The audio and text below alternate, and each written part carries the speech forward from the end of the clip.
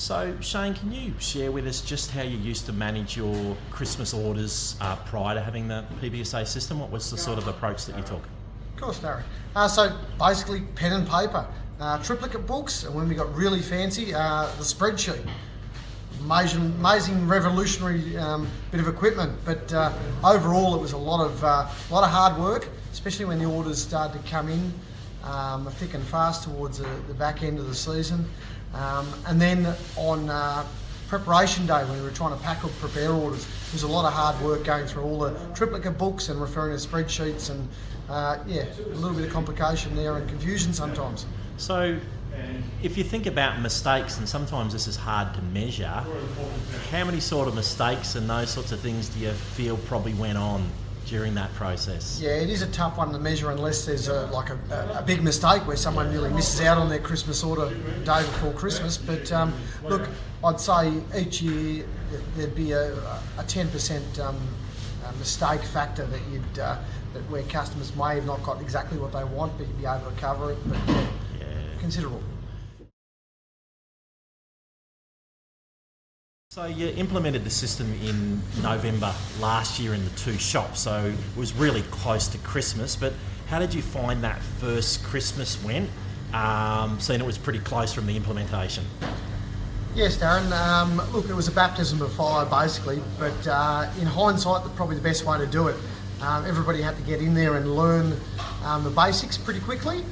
Overall, I was extremely happy with how the system performed over that high usage period, and most of the staff were quite easily able to pick up the basics on the ordering system and the product fulfillment component. Yeah, it was really good.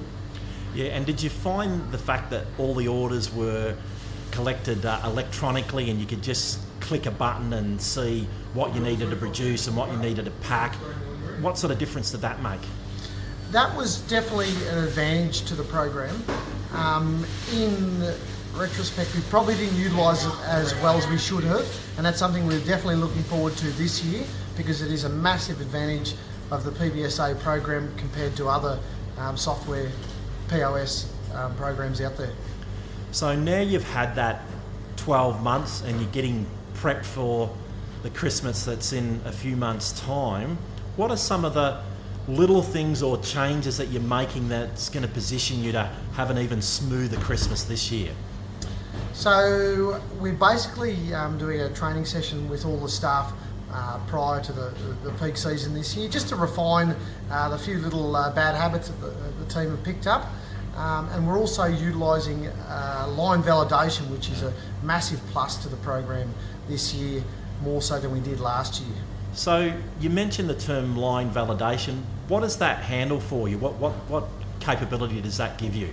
So basically, in simple terms, it highlights the options for products and narrows the fields down so that our clerks on that or during that busy period can quite easily recognise what products need to be marinated or not marinated, which products fit in certain weight ranges, so they're able to give the customer exactly what they want with a simple click of the button, making the job much more time efficient.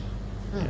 So is it fair to say you're heading into this Christmas with a lot more confidence that it's going to be really smooth and profitable, I guess? Most definitely, Darren, most definitely.